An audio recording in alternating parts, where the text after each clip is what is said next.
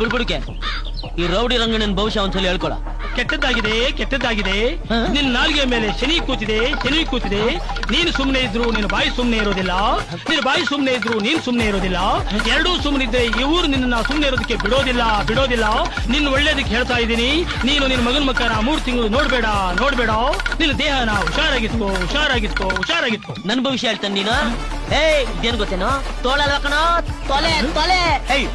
Right ಹೇಳ. ನಾನು ಹೇಳ್ತಾ ಇಲ್ಲ ಮಗನೇ, ಆ ದೇವಿ ನನ್ನ ನಾಲಿಗೆಯಿಂದ ನುಡಿಸ್ತಾ ಇದ್ದಾಳೆ. ನಿನಗೆ ನಾನು ಕಿನ್ನರಿ ನುಡಿಸ್ತಾ ಇದ್ದೀನಿ.